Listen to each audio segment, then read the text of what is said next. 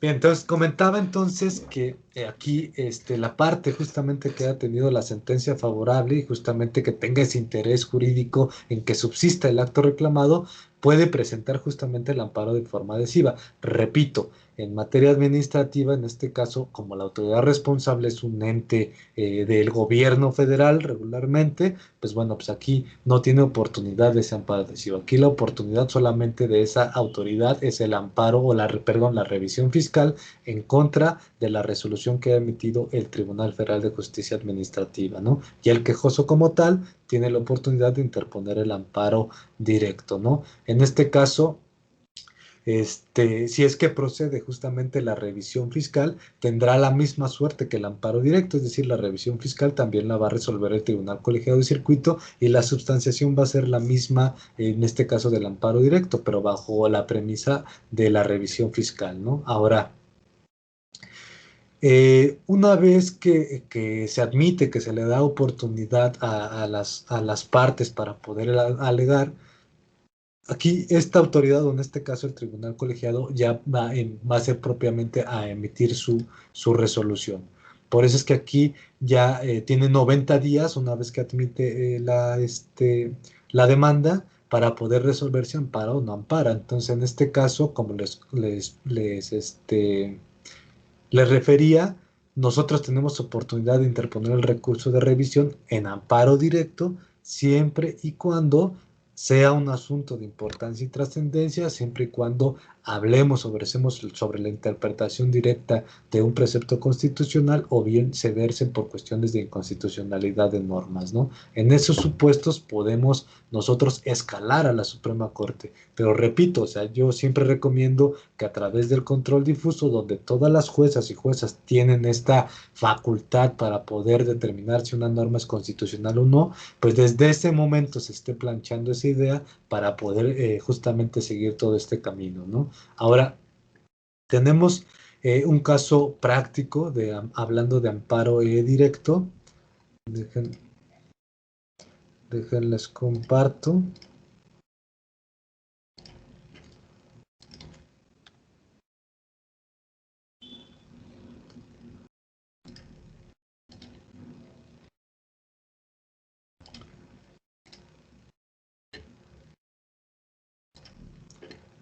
Ok,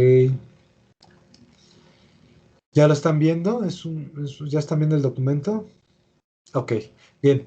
Primero que nada, pues hay que tener en cuenta que se va a dirigir, obviamente aquí estamos en materia administrativa, al magistrado que integra la sala de la primera sala regional, ¿no? En este caso, fue quien emitió la resolución que se impugnó, a diferencia del amparo indirecto que se presenta en la oficialía de partes de los juzgados de distrito. Aquí es diferente. Aquí se presenta ante la autoridad que emitió la resolución. En este caso, también se deben de cumplir justamente con los requisitos que establece el artículo 175 de la Ley de Amparo, que es el nombre y domicilio del quejoso, el nombre de domicilio del tercero perjudicado, las autoridades responsables, el acto reclamado. Aquí como tal pues va a ser la sentencia definitiva de fecha tal, emitida dentro del juicio de nulidad tal, por la primera sala regional metropolitana, que en este caso fue quien emitió justamente la sentencia, la fecha de notificación del acto reclamado, que es justamente cuando notificaron la sentencia, los preceptos que conforme a la fracción primera se estiman violados. Bueno, pues aquí en este caso estamos hablando de un tema de seguridad social, un tema de no discriminación, nivel de vida adecuado, principio de previsión social, que tienen que ver justamente con la seguridad social, ¿no? Aquí en este caso el tema toral fue eso, por eso es que se estima violentado justamente estos derechos. Los conceptos de violación, en este caso la sentencia definitiva como tal, pues es lo que va a causar o lo que está causando esta afectación, y obviamente se tiene que hacer el análisis de lo que refiere la sentencia, por qué se está estimando justamente que se están violentando derechos fundamentales del quejoso. Es el mismo silogismo que tenemos que hacer como en amparo indirecto, tenemos que determinar justamente por qué se está estimado violentado los derechos fundamentales del quejoso, y aquí en este supuesto, otra cosa importante que también me faltó comentarles es que en amparo directo quien determina la suspensión va a ser la autoridad responsable. A diferencia del juez de distrito, de que determina la suspensión en amparo indirecto, aquí la autoridad responsable, en este caso la sala que emitió la sentencia, va a ser quien determina una suspensión. Y propiamente ya cuando lo turna al tribunal colegiado, ya se va con la suspensión, es decir, ya lo determinó la autoridad responsable, a diferencia del juicio de amparo indirecto, ¿vale?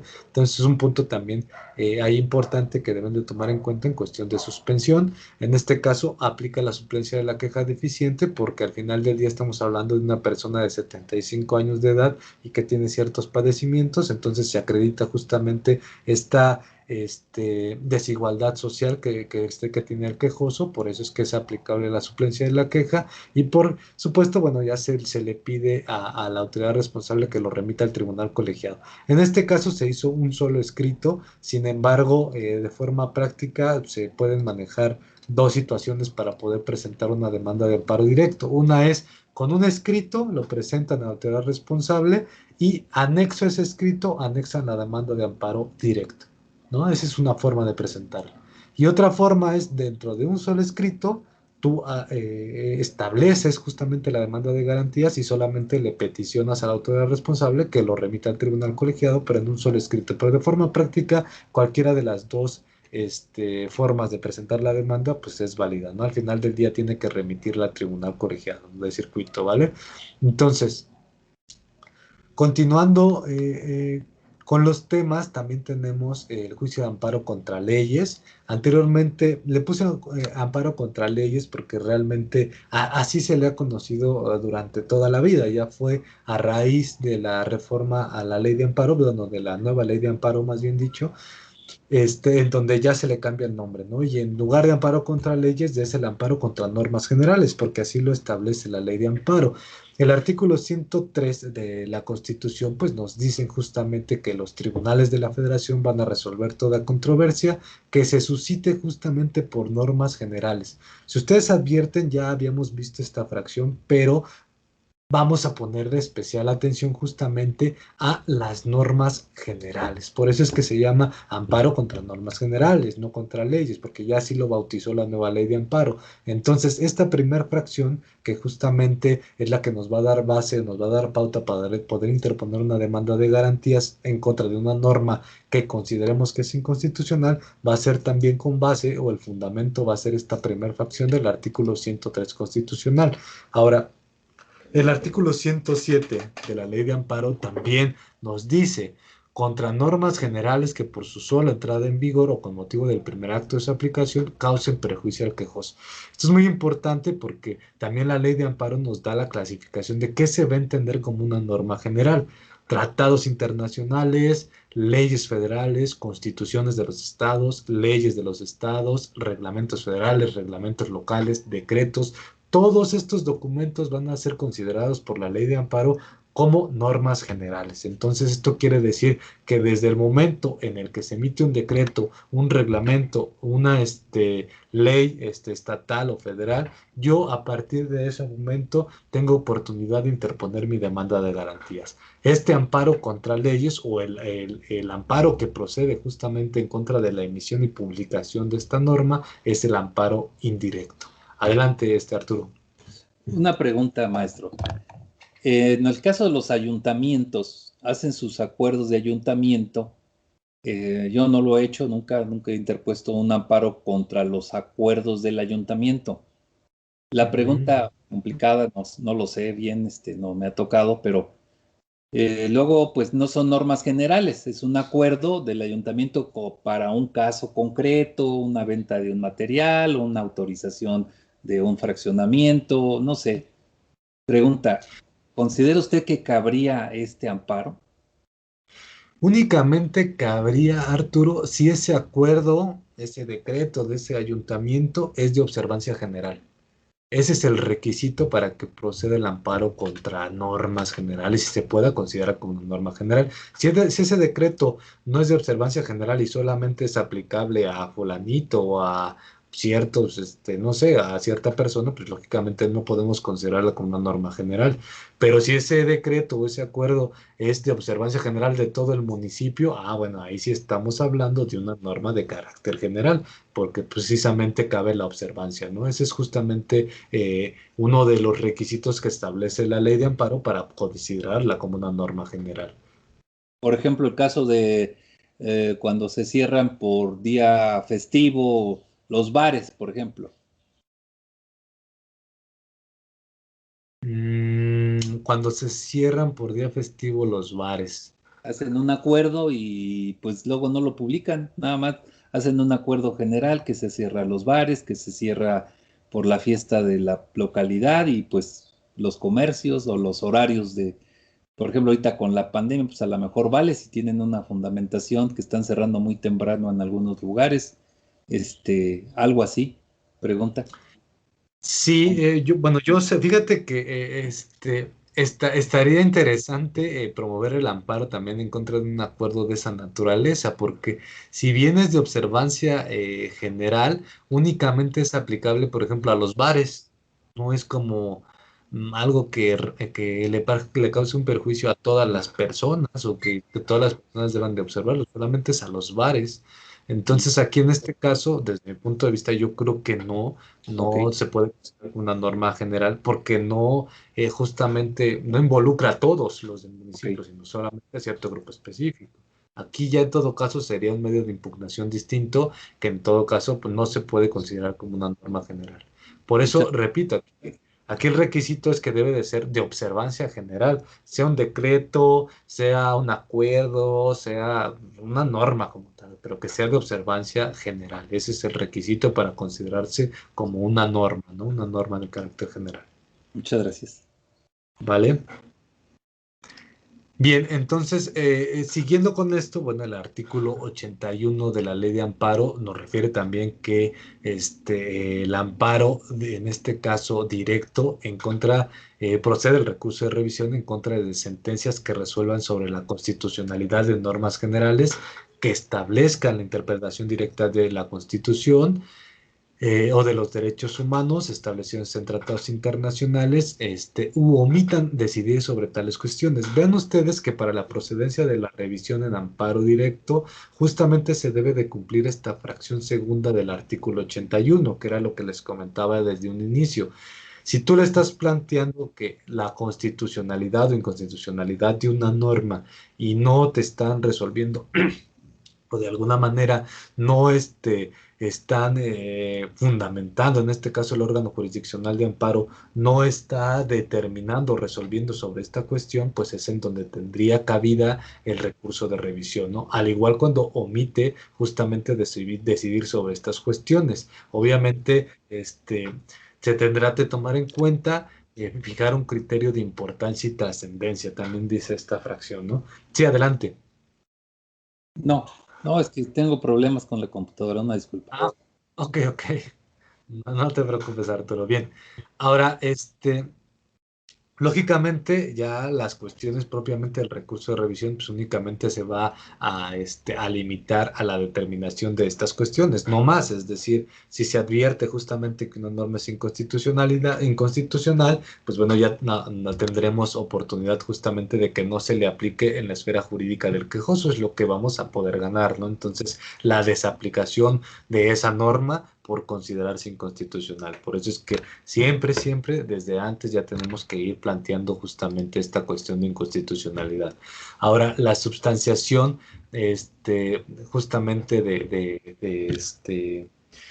del amparo contra leyes o contra normas generales, pues bueno, lo vamos a encontrar primero justamente en la procedencia, ¿no? ¿Por qué? Porque el artículo primero de la ley de amparo aquí nos dice que siempre en las tres fracciones van a ser contra normas generales, pero ya aquí, en estos tres supuestos, pues lógicamente ya esa norma o esta fracción se refiere al quejoso como un gobernado o bien ya una autoridad federal o local, pero también tanto las autoridades federales o locales o los quejosos pueden interponer su juicio de amparo hablando de normas generales. Esta es la facultad que nos da justamente la ley de amparo a través del artículo primero, que nos refiere justamente que se puede interponer en contra de una norma general, ¿no?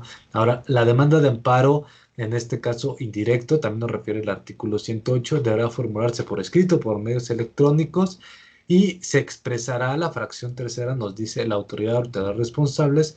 En caso de que se impugnen normas generales, el quejoso deberá señalar a los titulares de los órganos del Estado de la ley, en este caso que encomiende su promulgación. Aquí estamos hablando, por ejemplo, de la naturaleza de la norma, es decir, si es una norma que emitió el Congreso de la Unión, pues bueno, voy contra el Congreso de la Unión. Si estamos hablando de una norma que emitió, por ejemplo, una autoridad municipal, así como lo refirió Arturo, bueno, pues entonces aquí la autoridad responsable, pues justamente va a ser esa autoridad municipal que emitió o que promulgó justamente esta norma, ¿no? En este caso, se debe de señalar justamente a esa autoridad como responsable. Y si advertimos justamente en la fracción cuarta como requisito de procedencia de la demanda como tal, aquí nos dice la norma general, coma, acto o omisión. Es decir, si nosotros estamos reclamando una norma general, pues se debe de reclamar el artículo tercero de la norma tal, o bien los artículos tales de la norma tal, ¿no? Entonces, a partir de la fecha de su publicación, ¿no? Ahora, tenemos también el artículo 61 de la Ley de Amparo que nos refiere que la improcedencia justamente del juicio de amparo va a ser contra normas generales respecto a las cuales la Suprema Corte de Justicia ya haya emitido una declaratoria general de inconstitucionalidad. Aquí este, esta fracción justamente, como les platicaba, que hoy en día tenemos la opción de la declaratoria general de inconstitucionalidad. Bueno, pues en este caso, si yo vuelvo a debatir o si yo vuelvo a demandar la inconstitucionalidad de una norma en donde la Corte ya declaró inconstitucional, pues bueno, lógicamente por eso va a ser improcedente el juicio de amparo. Ahora, contra normas generales o actos que sean materia de otro juicio de amparo, pendiente de resolución promovido por el mismo quejoso. Aquí estamos hablando justamente, pues que hasta que no se declare justamente o no se resuelva esa cuestión de inconstitucionalidad que el mismo quejoso ya interpuso, pues no puedes interponer otro juicio de amparo con la misma materia, ¿no? Otra es contra normas generales o actos que han sido materias de un ejecutorio de otro juicio de amparo en términos de la fracción anterior, es decir, que ya haya sido cosa juzgada la norma o en este caso la pretensión de declarar una inconstitucionalidad de una norma, ¿no? Entonces aquí también nos refiere que se entenderá por consentida una norma general a pesar de que siendo impugnada en amparo desde el momento de su iniciación de su vigencia y no sea reclamado, sino solo en el caso de que tampoco sea promovido amparo contra el primer acto de su aplicación en perjuicio del quejoso.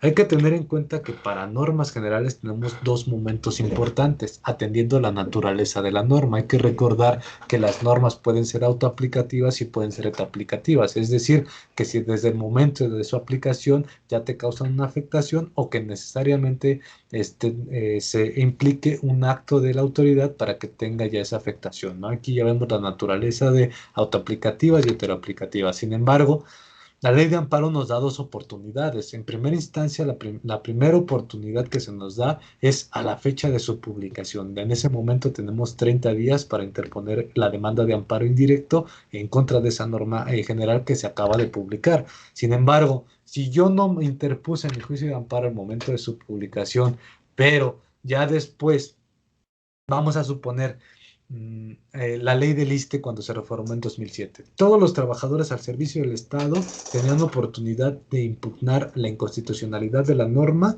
en el momento de su publicación, ¿no? Entonces, a mí en ese momento no me afectaba. ¿Por qué? Porque, bueno, no sé, en materia de pensiones, por ejemplo, yo todavía no reunía los requisitos para pensionarme, pero vamos a suponer que hoy en día ya cumplo con los requisitos, entonces ahí ya empieza el segundo acto, que es el acto de la autoridad, en donde yo tengo oportunidad para promover la inconstitucionalidad de la norma. Pero para esto únicamente voy a tener 15 días a partir de la fecha de ese acto de autoridad en donde me estén negando justamente esa pensión o ese derecho que yo tenía con la norma anterior, ¿no? Entonces aquí solamente hay que aludir esos dos momentos, la fecha de su publicación y, perdón, y la fecha justamente de la entrada en vigor y la fecha propiamente del acto reclamado o del acto de autoridad que ya le da vigencia a la norma, ¿no? Aquí hay que tomar en cuenta, dame un segundo, Arturo, que esta norma, este, una vez que se publica en el Diario Oficial de la Federación, tenemos que advertir los artículos transitorios, porque no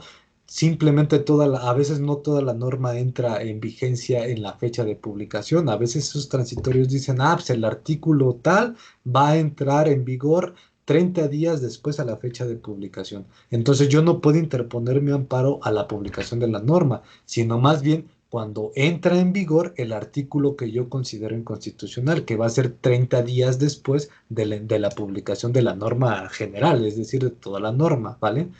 Sí, Arturo. A ver, en el caso de la norma que se publica, digamos, ¿Mm? em, que teóricamente debe ser con el primer acto de aplicación, pero hay normas que por su propia expedición depende del momento en que yo me haga conocedor de la norma,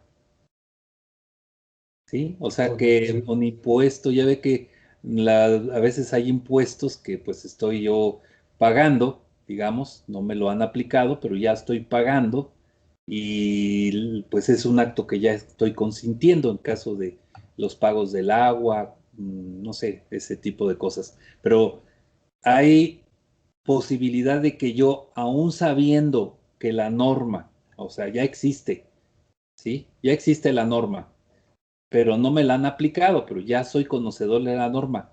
No tendría ningún impedimento yo para decir, bueno, hasta que yo me espero hasta que me pongan la multa o que me quieran cobrar más o que me hagan un fundamento para aplicarme en fecha, modo, tiempo y lugar esa norma. No habría problema de que yo me haga conocedor de que supe que esa norma se publicó en tal fecha. No, aquí el consentimiento versa en dos momentos. Cuando dejaste pasar los 30 días después de que se publicó la norma y cuando dejaste correr los 15 días a partir del primer acto de aplicación.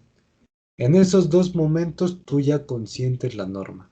Si tú, por ejemplo, se emitió una norma en donde se determinó que se le iba a poner un impuesto al pago del agua, ¿no? Esa norma se emitió, dejaste pasar los 30 días. En el siguiente recibo, después de la publicación de la norma, a ti ya te hacen efectivo el cobro de ese impuesto adicional. Ajá. Entonces aquí estamos hablando ya del primer acto de aplicación. Si se te pasan esos 15 días, ya no puedes reclamar la inconstitucionalidad de la norma porque ya consentiste el acto. Primero lo consentiste cuando dejaste pasar los 30 días a partir de la fecha de su publicación y segundo lo consentiste cuando dejaste pasar los 15 días a partir del primer acto de aplicación que fue cuando tú pagaste el impuesto. Entonces aquí O- en este caso, pues no. Ahí va la pregunta, entonces, esta es la buena. Entonces, Ah, yo puedo impugnar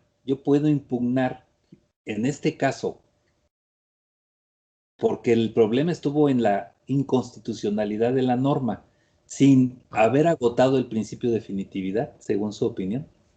claro, por supuesto. Un amparo contra normas no tienes que acudir a la instancia anterior. Aquí directamente te puedes acudir al juicio de amparo, obviamente en la vía indirecta. Ajá. Aquí no tienes que agotar esos medios previos. Hay que tomar en cuenta también las excepciones al principio de definitividad y una de las excepciones es justamente cuando se considere que una norma es inconstitucionalidad por el solo hecho, sea de su publicación o viene del primer acto de aplicación. De hecho, del primer acto de aplicación es optativo para el quejoso acudir al juicio de amparo o bien, en este caso en materia administrativa, al juicio de nulidad. Ahí el quejoso puede adoptar por cualquiera de las dos vías, pero tomando en cuenta que si te vas por el juicio de amparo, ya no puedes tramitar el juicio de nulidad y viceversa. Ya tienes el juicio de nulidad, ya no puedes ir al juicio de amparo, ¿vale? Muchas gracias. Sí, va, que va. Bien, continuamos entonces. Bien, Era lo que ahorita, de hecho, acabo de comentar. Justamente tenemos aquí que cuando el primer acto de aplicación procede a algún recurso o medio de defensa legal, por virtud del cual pueda ser modificado, revocado o nulificado, será optativo para el interesado hacerlo valer o impugnar, desde luego, la norma general del juicio de amparo. Eso es justamente lo que les acabo de referir, ¿no? Entonces aquí ya el quejoso va a tener justamente esta opción. Aquí como caso práctico les tengo un recurso de revisión. Déjenme, se los comparto.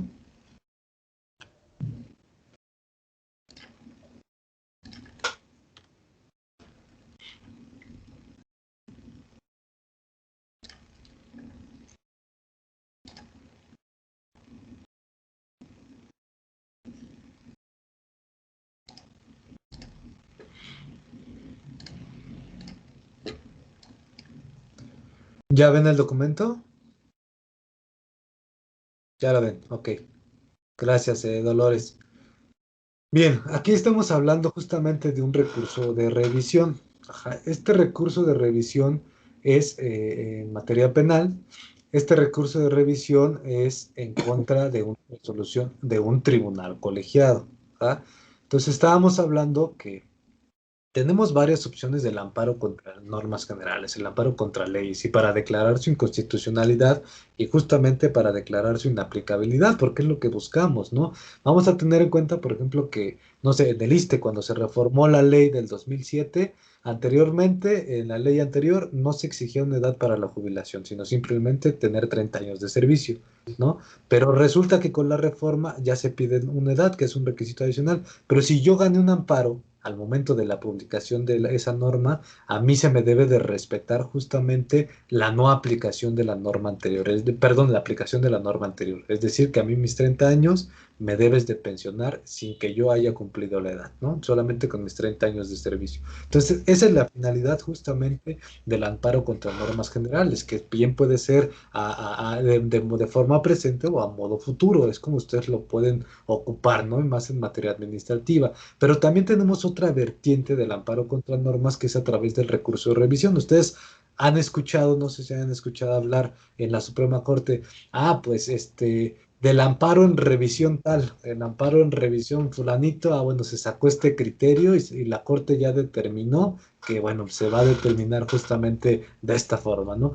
Pues estos amparos en revisión, pues justamente devienen de impugnaciones a resoluciones en amparo directo, ¿no? Aquí en este caso estamos hablando igual de una impugnación a una resolución de un amparo directo, en este caso de un tribunal colegiado en materia penal, en donde justamente, bueno, esta revisión debe de reunir los requisitos que vamos a ver más adelante, que debe de contener un recurso, en este caso el recurso de revisión debe de contener sus agravios propiamente.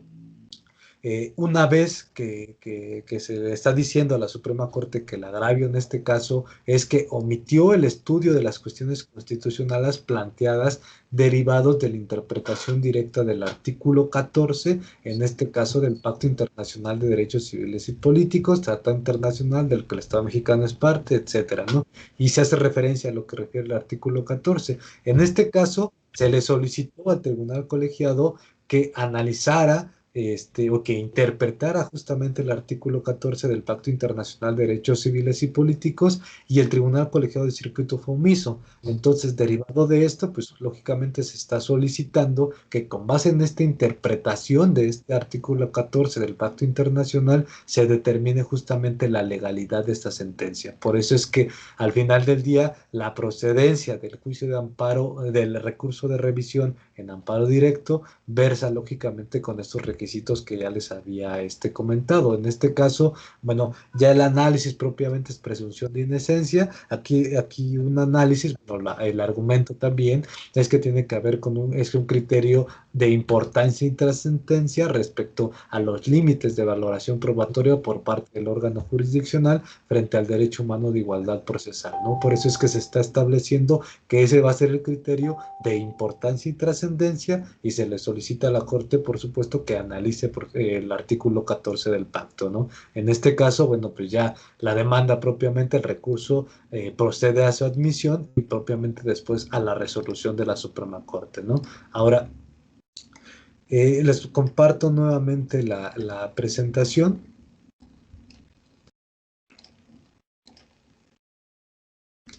Y bien, otro tema relevante va a ser la suspensión del acto reclamado, que ya hemos platicado también a lo largo del curso, pero específicamente está contenida en el artículo 125 de la Ley de Amparo. Esta suspensión, como les había dicho, se puede decretar de oficio o a petición de parte. Y bueno, la suspensión en este caso de oficio y de plano siempre va a ser con estos supuestos que ya les había comentado.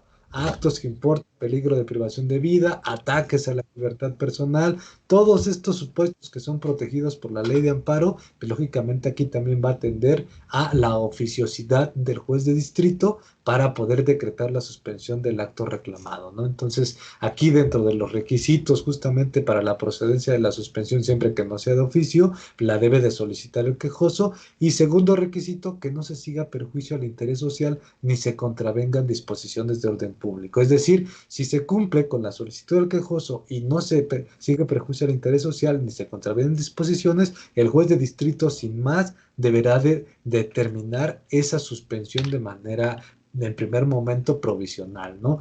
Dentro de los casos en donde se siguen perjuicios al interés social o se contravienen disposiciones de orden público, están especificadas en el artículo 129 de la Ley de Amparo. Si nosotros advertimos de que no se advierte ninguna de estas causales que se determinan en el artículo 129, el juez de distrito no tiene por qué negar la suspensión del acto reclamado. Sin embargo, bueno, si se trata de comercio de narcóticos o si se permite la consumación y continuación de delitos, bueno, pues ahí sí el juez de amparo sí puede determinar que la suspensión, pues lógicamente no puede seguir persistiendo, subsistiendo, porque se sigue un perjuicio al interés social. Entonces, siempre y cuando no caiga dentro de los supuestos del artículo 129 de la ley de amparo, la suspensión debe decretarse, ¿no? Ahora, dentro de la suspensión, como ya lo habíamos comentado también, el órgano jurisdiccional de amparo debe de realizar un análisis ponderado de la apariencia del buen derecho y la no afectación al interés social y la no contravención a disposiciones del orden público, y en su caso debe de acordar si concede o niega la suspensión provisional en primer momento, ¿no? Debe de señalar fecha para la audiencia incidental y solicitar el informe previo a las autoridades responsables. El informe previo, al igual que el informe justificado, aquí en este caso solamente va a ser para que la autoridad responsable en el informe previo le diga al juez de distrito si existe alguna imposibilidad para poder suspender el acto reclamado. Y otra cosa que debe de informar es si es cierto o no es cierto el acto reclamado, porque de otra manera pues no podría suspenderse, ¿no? Entonces aquí en este caso ese es el fin del informe previo, a diferencia del informe justificado que se versa o que se exhibe en el cuaderno principal. Obviamente aquí está supeditado a la suspensión, a la solicitud de suspensión, propiamente una vez que se ofrecieron las pruebas que ya habíamos dicho en el incidente de suspensión. Únicamente se admite la prueba documental, la inspección y en casos excepcionales la testimonial, y una vez valoradas estas pruebas nos llegamos o atendemos a la resolución interlocutoria que va a definir sobre la cuestión definitiva de la suspensión, ¿no? Adelante, Arturo. Una pregunta como que me llamó mucho la atención, maestro. Si la autoridad responsable, o sea, si la autoridad responsable no define ningún inconveniente en la suspensión, ¿tiene algún valor? ¿O simplemente si lo dice o no lo dice es intrascendente? O sea, puede negar o afirmar los actos, pero no hace referencia a una inconformidad de la suspensión, como el interés público, incluyendo en el definitivo. Si no lo hace, ¿tendrá alguna relevancia? Ningún, Arturo, por el contrario. De hecho, la autoridad responsable inclusive puede ser omisa en rendir el informe previo, y la consecuencia es que se tiene por cierto el acto reclamado. Ajá, porque la finalidad del informe previo es darle la certeza al juzgador de amparo de la existencia del acto reclamado, que lógicamente va a suspender. Entonces, si la autoridad responsable es omisa, pues en este caso se determina que el acto reclamado es existente. Si la autoridad responsable ha sido omisa en cualquiera de las etapas, si la autoridad responsable no hace una manifestación expresa en donde se siga perjuicio al interés social, etcétera, pues realmente no tiene relevancia. La suspensión al final se decreta de manera provisional y finalmente se puede decretar definitiva, ¿no? A través de la audiencia o de la resolución interlocutoria, pero trascendencia no tiene. Gracias. Trascendencia tiene cuando sí manifiesta. Sí, Ahí claro. sí, cuando está, ya que existe algún impedimento, cuando existe también algún perjuicio, se sigue perjuicio al interés social, pero bueno, eso ya lo analiza el juez de amparo y determina si efectivamente hay un perjuicio al interés social o no. De esa manera, pues bueno, ya se sigue justamente el procedimiento para determinar la suspensión definitiva, ¿no? Ahora, las pruebas que se admiten, justamente, como les decía, únicamente documental, inspección y en algunos casos excepcionales, hablando del artículo 15 de la Ley de Amparo, se va a admitir la prueba testimonial. Ahora vamos a pasar a los medios de impugnación. ¿Hasta aquí alguna duda? Las pruebas, en este caso, la prueba en el caso se debe presentar antes de 5 días, sin contar la fecha de la audiencia y la fecha de la presentación o ofrecimiento de pruebas para los efectos del juicio principal. Para los efectos del incidente de suspensión, o sea, para la audiencia incidental, hay, ¿no me puede usted recordar un poco? Digo, si no, pues lo busco, pero el término para yo aportar la prueba, para ofrecerla, que no sea la Es, documental. es que acuérdate que aquí nada más se puede ofrecer la documental y la inspección. No es Sí, como en el principal, que ahí se puede hacer toda clase de pruebas. sí, sí, Aquí la documental propiamente, pues bueno, realmente o se presenta al inicio o bien no la tienes, tal vez como en el caso que decías hace rato, pero ya solicitaste a la autoridad. Entonces aquí en este caso no la ofreces, pero dices que ya la solicitaste. Y aquí el órgano jurisdiccional de amparo debe de tener la certeza justamente de que esa prueba tenga validez para poderla, más bien que la tenga al momento de la audiencia incidental, porque de otra forma también se puede diferir la audiencia incidental. Aquí no, aquí solamente es para que el juez de distrito, hay que tener en cuenta eso, determine la viabilidad de determinar justamente la suspensión definitiva.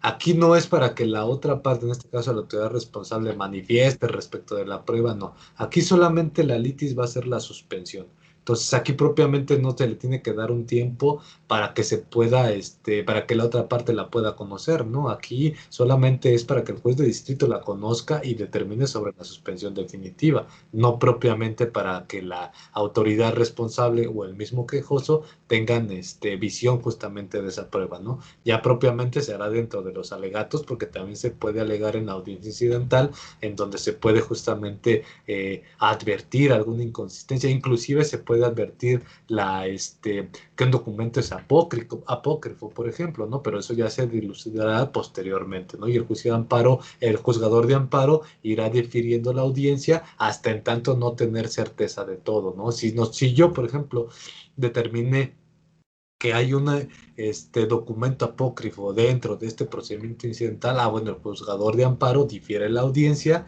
y entonces ya se abocan justamente al estudio de esa oposición, por llamarlo de alguna forma, que yo realicé por en la validez de algún documento, ¿no? Entonces aquí las reglas son distintas debido a que las pruebas que se ofrecen también son diferentes, ¿no? No tenemos esa libertad de ofrecer cualquier medio de prueba con el cuaderno principal. pero no tengo un término para presentar mi prueba. No, no tienes término. Obviamente tiene que ser antes de la audiencia incidental. Ese es el tiempo para poderla ofrecer, ¿no? Gracias, gracias.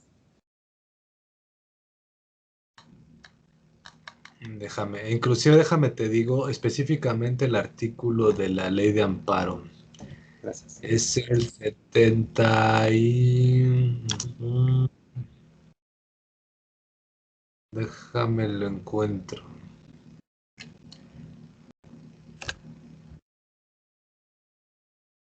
Permíteme, anda por aquí. Oye, dame un momento. Sí, gracias, maestro.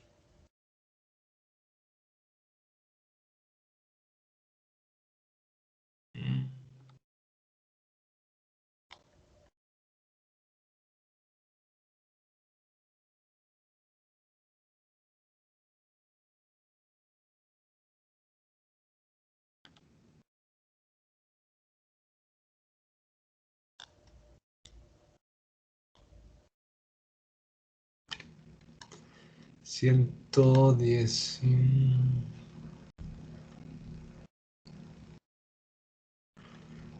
A ver, recuérdame al final, no lo encuentro, pues a partir ahí del 120, 119, por ahí están, pero digo, el tiempo ya nos está comiendo, Arturo. Cuidado. Ahorita, Gracias.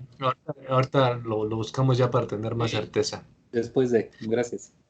Sí, sí, claro. Ahorita nomás concluimos con esto y ya vemos todo ese tipo de cuestiones, ¿vale?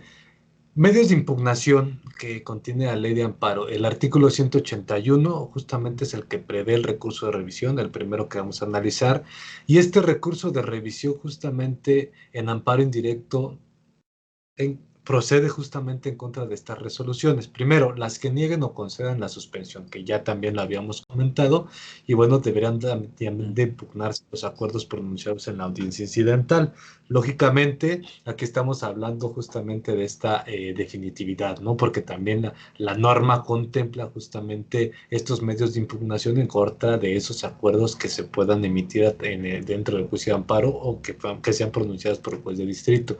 Segunda, las que modifiquen o revoquen el acuerdo en que se conceda o niegue la suspensión definitiva o las que nieguen la revocación o modificación de los autos. Esto es una vez concedida la suspensión, pues también se pueden impugnar también una vez que se modifique o que se revoque justamente la suspensión. Las que decidan el incidente de reposición de constancias de autos, regularmente la reposición de constancia de autos pasa más cuando estamos hablando de juicio en línea.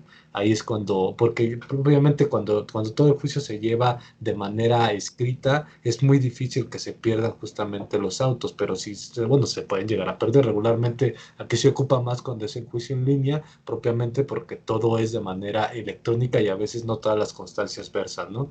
Ahora, las que declaran el sobreseimiento fuera de audiencia constitucional, las sentencias dictadas en audiencia constitucional, en su caso deberán impugnarse los acuerdos pronunciados en la propia audiencia, que estamos hablando ya del cuaderno principal, una vez de que el juez de distrito emite la resolución definitiva, procede el recurso de revisión, y bueno, en amparo directo, que también es algo que ya habíamos referido, en contra de sentencias que resuelvan sobre la constitucionalidad de actos y etcétera, ¿no? Lo que ya habíamos platicado anteriormente.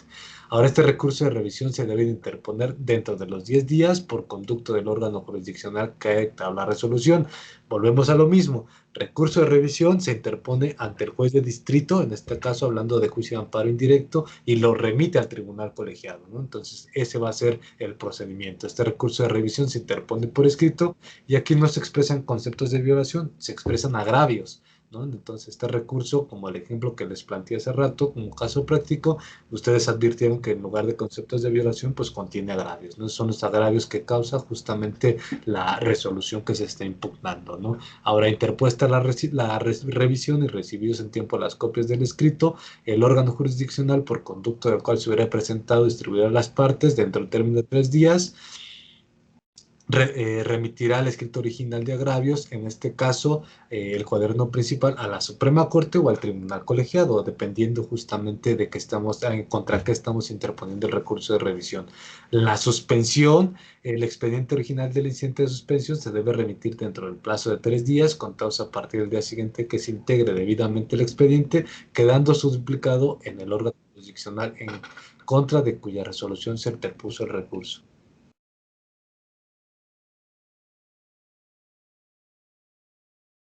Ah, ok, Juan, tienes problemas. Ok, Juan, sí, sin problema. Este, pues realmente ya resta muy poquito tiempo, Juan. Yo creo que ya, creo que Ya estamos dando prácticamente por terminado el curso, nos vamos a ver algunas cosillas, pero por supuesto, Juan, cualquier cosa, seguimos en comunicación. El material también va a quedar aquí en la plataforma, digo, eso lo digo para todos también.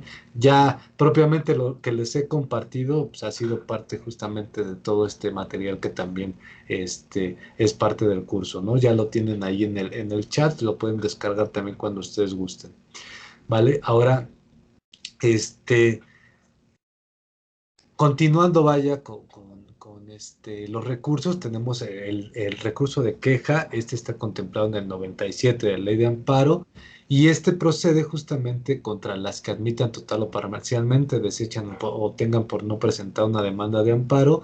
Por regla general, cuando no procede la revisión, procede la queja. Entonces aquí, en este caso, la queja, pues justamente en todos estos supuestos que establece el artículo 97, podemos advertir justamente su procedencia, ¿no? Ahora, también, lógicamente, también también se puede interponer en amparo indirecto y propiamente en amparo directo, cada uno en diferentes supuestos. Ahora, el plazo para la interposición de la queja es de 5 días y con excepción justamente de 2 días hábiles cuando se trate de suspensión de plano, en cualquier tiempo cuando se omita tramitar la demanda de amparo, ¿no? Estos son otros requisitos. La reclamación es procedente contra actos o acuerdos de trámite dictados por el presidente de la Suprema Corte, por los presidentes de las salas y tribunales, y se puede interponer por cualquiera de las partes por escrito, en el que se expresan también agravios dentro del término de 3 días siguientes, ¿no?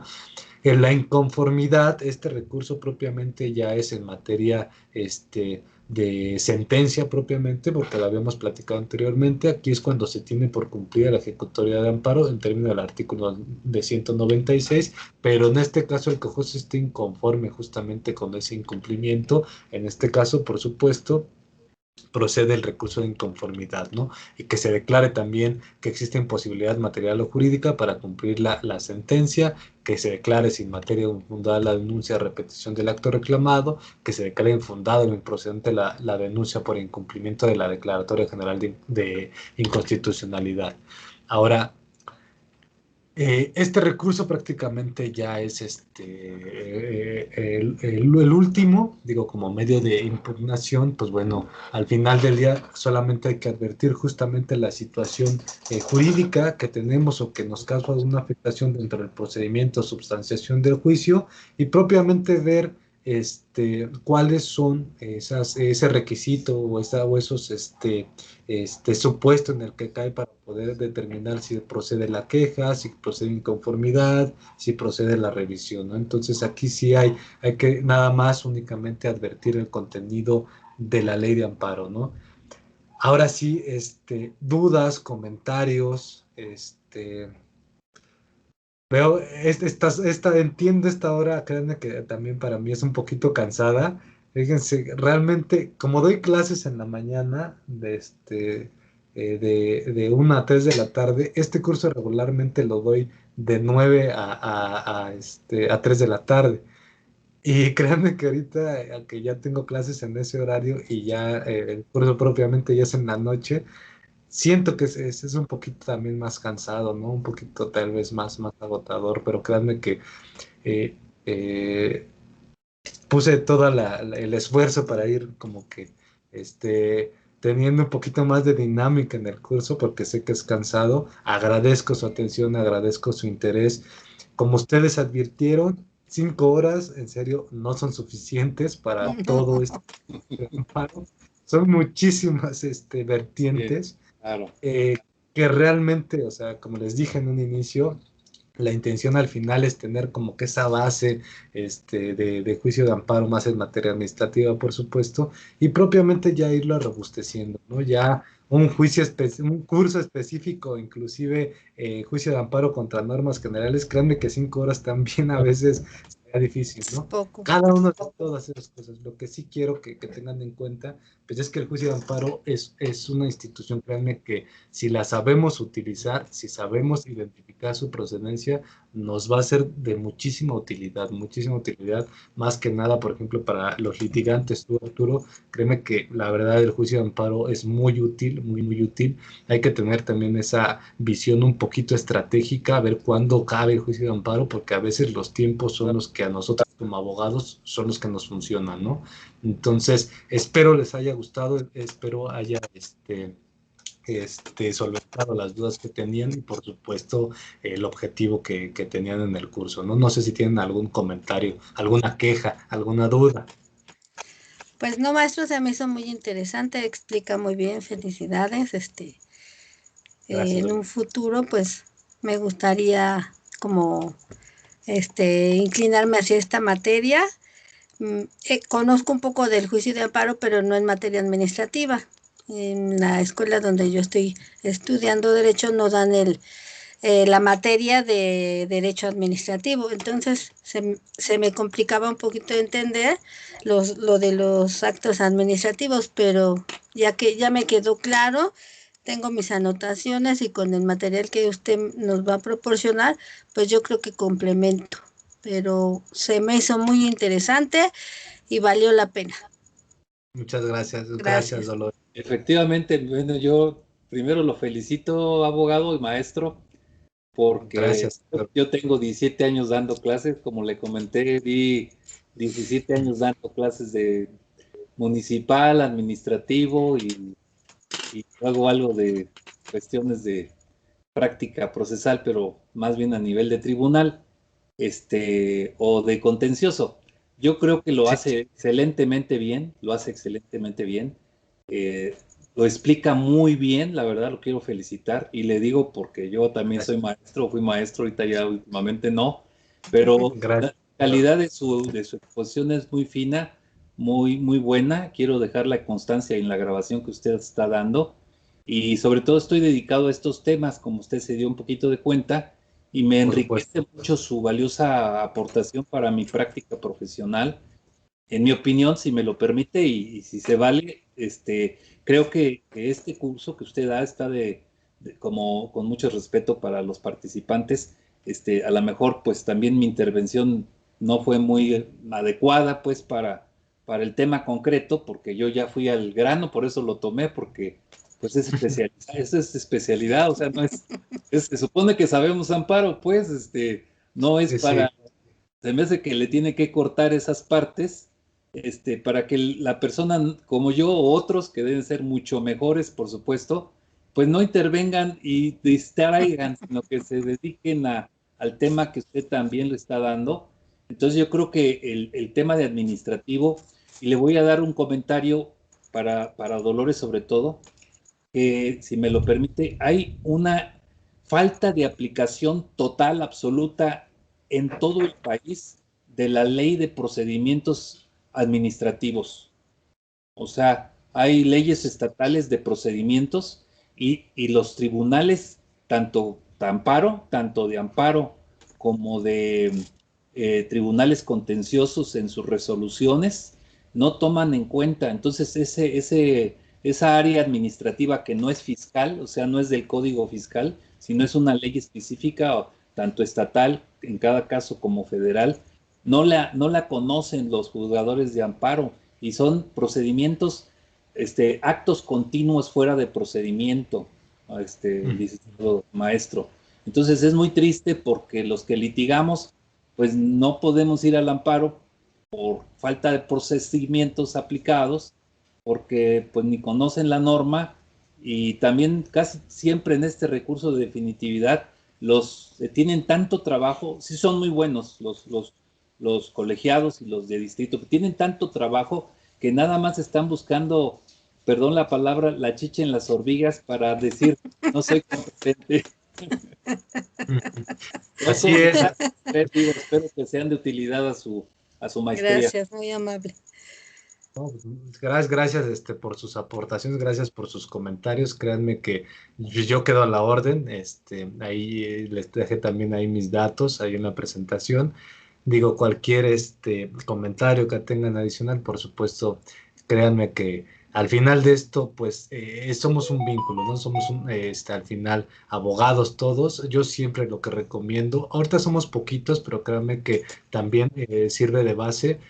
Arturo, que está en Guanajuato, Dolores aquí en la Ciudad de México, créanme que a veces sirve hacer precisamente esta red. Nunca sabemos, por ejemplo, en Guanajuato, cómo nos puede apoyar Arturo o viceversa, ¿no? Entonces, créanme que fuera del curso hay que hacer esas Vínculos. relaciones, ¿no? A esos vínculos. Aunque haya sido digital, créanme que es bonito también tener el contacto de los demás, ¿no? Más cuando a uno le gusta, maestro, pues su clase a mí, la verdad, con todo respeto, parecieron 10 minutos. Vean, todavía No, con sí, la verdad que sí. que lo Faltó estoy... tiempo. No me cansó a mí su clase, ¿eh? Sí, Lo reconozco ampliamente, quiero que quede evidencia y con todo gusto en lo que yo pueda multiplicar su curso. Digo, me parece que es demasiado para tan pocas horas, a lo mejor si lo da ya como su maestría sin esa parte inicial, advirtiendo pues que sí tienen que saber un poquito uno, va. con todo gusto y por favor le pido que ya tengo sus datos aquí en la presentación.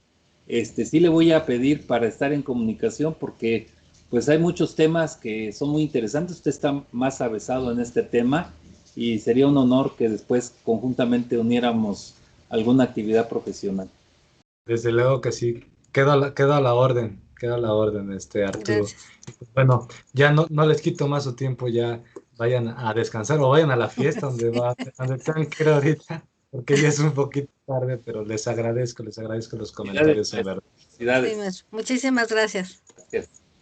Hasta luego, buenas noches. Hasta Hasta Buenas luego. luego. noches.